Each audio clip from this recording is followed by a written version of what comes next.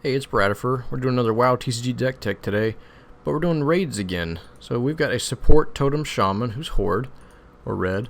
So his job is to be a support and kind of an ally control class. He's also got a few interrupts to interrupt key abilities, so let's jump into the main combo here, which is Leggings of the Tireless Sentry. It's a 3-cost male Leggings. It's also got 2 armor. Opposing heroes and allies interplay exhausted. At the end of each opponent's turn, exhaust all heroes and allies he controlled. So all of his heroes and allies interplay exhausted, so it shuts off ferocity. And then at the end of his turn, exhaust all his heroes and allies anyways. Works really well with Wavestorm Totem. It's a 2-cost ongoing ability. When an opposing ability, ally, or equipment readies, put it into its owner's hand. So this will keep your opponent putting all of his permanents back into his hand, basically all of his equipments and ongoings if he has any. Any allies that he casts will end up going back to his hand. And then most raids are filled with tokens, and whenever a token gets bounced off the board, quote, into your hand, you can't put a token in your hand, it just dies. So this is a 2-card combo that will just basically completely kill all of your opponent's allies for the rest of the game. Squall Totem also helps enable this. Let's say you don't have this, but you do have a Wavestorm. Squall Totem is just a 1-cost instant. It's technically both an ability and an ally since it's a totem, but when it enters play, exhaust all opposing heroes and allies. When opposing hero or ally attacks or protects, you may exhaust a second one. So basically it comes into play and it taps all your opponent's stuff. It also has this ongoing part on the bottom, which sometimes becomes relevant, but its main job is to tap their stuff so you can bounce their board with Wavestorm Totem. So already solid, cheap, and you could put some more of these tireless Leggings of the Tireless Sentry in play if you wanted to. I just found that it was getting a little stale, was drawing him too often. Kind of like to do some other things. Some other support cards. Let's start at the front. We got Blackout Truncheon. Blackout Truncheon basically stuns a guy, right? Knocks him out. It's an instant weapon. When it enters play, exhaust target hero or ally, and it can't ready during its controller's next ready step. So this turns off the opposing hero. Usually you're turning off the boss from attacking you for 2 turns, so it's significant. And then it sits around and play. It's expensive. It costs 2 to strike with, but at some point you're in a raid and you just have tons of mana sitting around, so you will be able to strike with this thing. We run 2 of these.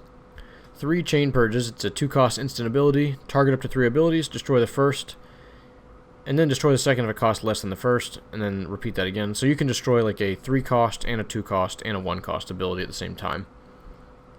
Really powerful in raids if they have multiple ongoing. So our support classes are great at doing great at being the role that kills all these ongoing abilities, which is one of the strongest things that raids usually do to you. We have 1 Greater Chain Heal. It costs 3. You can target up to 5 heroes and allies and heal 5, 4, 3, 2, 1 from them. Usually you'll just end up healing like 5, 4, and 3, and everything else will be full health, but the fact that you can pay 3 and heal 5 and 4 and 3 adds up to a lot. So whatever value you get from this thing is great for a single card for 3 mana. 2 Healing Touches, just pay 3, heal 10. This deck isn't really a main healer, but you can try to pair it up with something else that off heals, or maybe side in some heals to make it more of a main healer deck. But with our 3 heals like that slotted in, we can kind of spot heal someone just enough to keep them going, and hopefully prevent them from taking too much more damage because of all our tap abilities. We're more of a control deck. We've got one of these Renewal of Lives. Yeah, this deck's starting to look familiar, isn't it? So it's 4 costs at the start of your turn. You may destroy this item. If you do, each player puts all allies from his graveyard into play.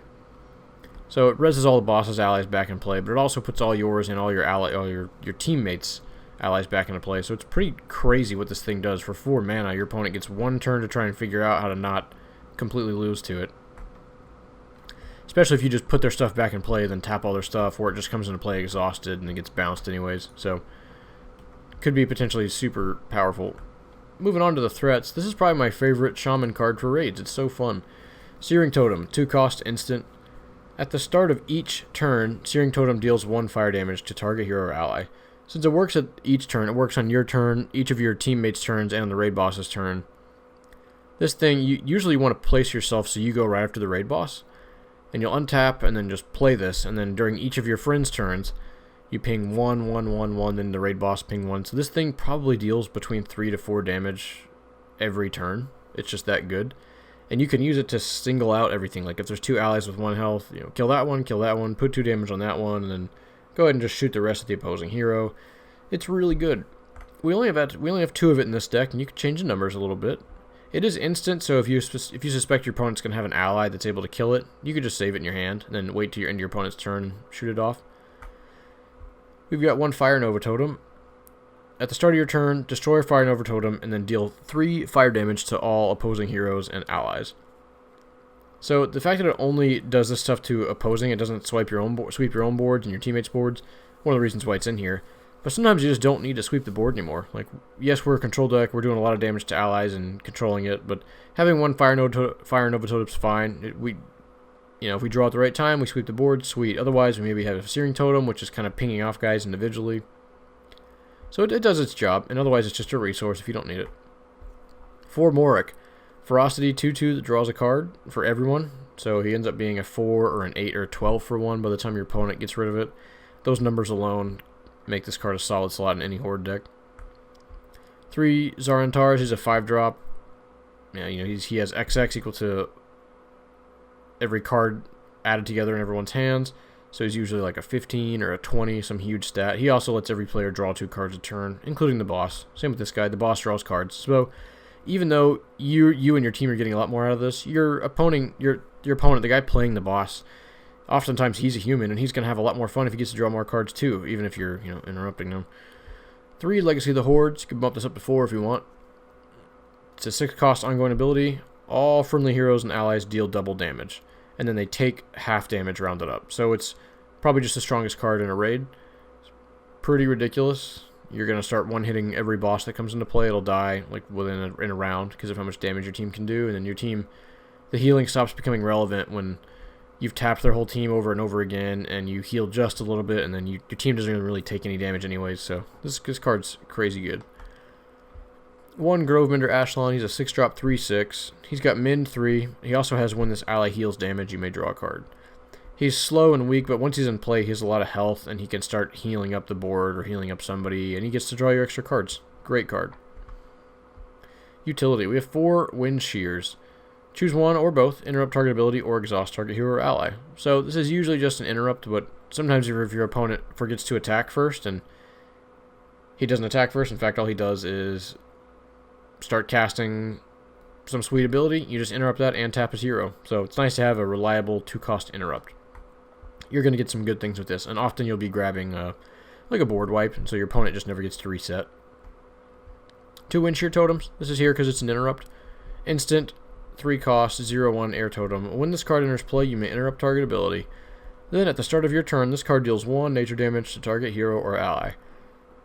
The fact that it gets to sit and play is just kind of icing on the cake. We're just playing this as a 3-mana interrupt. It's also an ally, so when it goes to the graveyard, we have other cards that let us get certain cards, specifically allies, back. So this is one of the cards that we have the ability to kind of recur. It's like a recurring interrupt.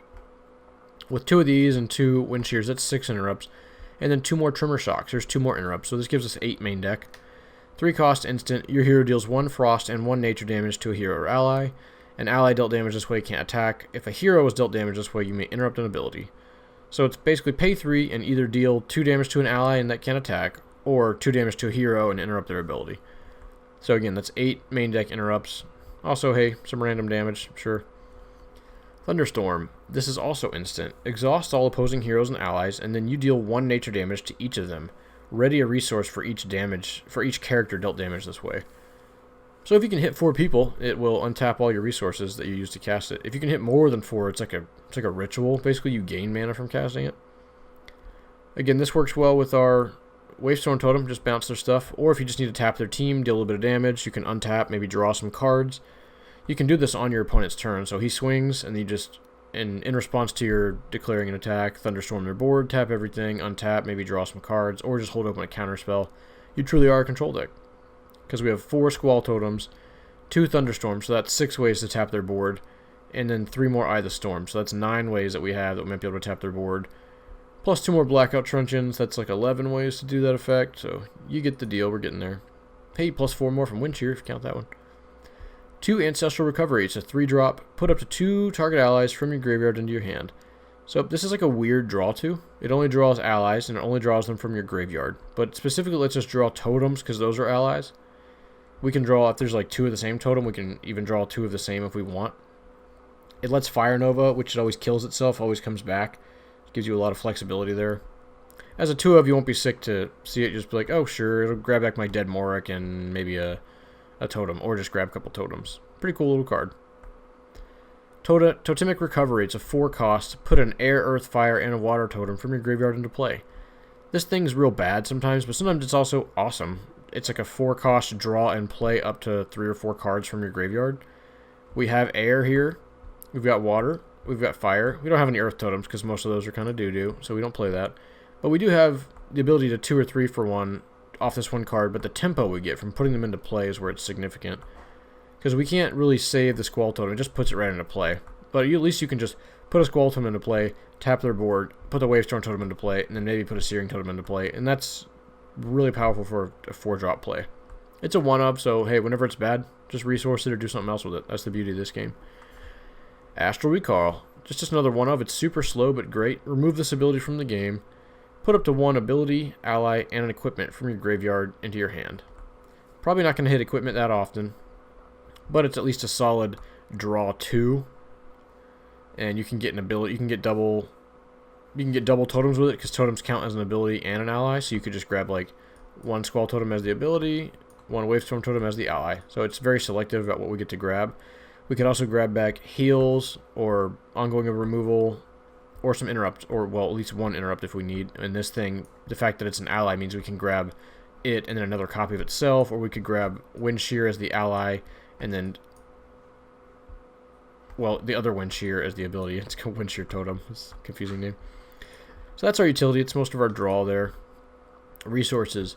3 of this one. This is whenever an opposing ally is destroyed, put a counter, and then you can pay 3, remove 3 counters, draw 3 cards. It's kind of slow, but it's really powerful to be able to draw 3 from a quest. You guys know this one, pay 1, draw 1, and you can't interact usually, so it's just pay 1, draw 1 at any time. Here's one you don't see very often. Call to Arms, Eye the Storm. Pay 3 to complete, has to be on your turn. Draw a card, and target hero or ally can't ready during its controller's next ready step. You may add an honor counter to a battleground you control. This is basically a spell for us that lets us draw a card and pump up Eye the Storm. We can just keep certain permanents locked down. It's a 2-of. It's kind of easily replaceable since we have so many good cards that do the same effect, but redundancy is nice when you're trying to establish one main role for a deck. 1, Rise and Be Recognized. Just reliable, pay 4, draw 2. And then Eye the Storm. This thing's going to sit and play and continually tap down our opponent's threats whenever we need it to. Let's go over the sideboard. We got 1 Ancestral Purge. So we can destroy target ability if it's not attached to a friendly card.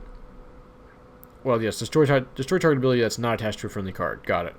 So Chain Purge will hit the things that are attached to friendly. This is going to hit anything else. And then it also deals 1 damage to all opposing heroes and allies. So we can side this in if we want more sweepers, because there's almost always raid decks have tokens. It's very common.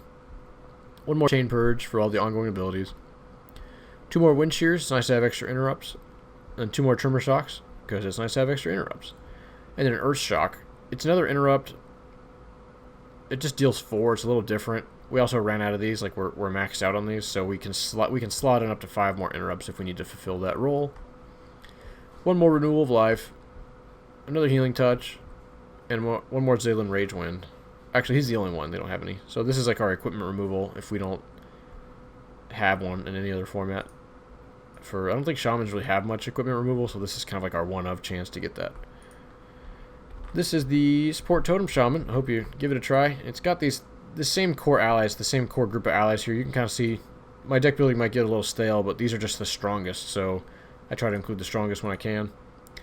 If you want to make the deck more consistent, just go up to 4 of these. It's great. It's a great combo in the deck, but sometimes it's just dead in your hand. So I'm kind of fine running it as a 2-of, but it's easy to tweak and make the deck a little more reactive and just add these instead of proactive with all these threats. Also, the hero flip. The hero's name is Shalu Stormshatter. He's a 3-cost flip. Flip him. Destroy target ability that's not attached to a friendly hero or ally.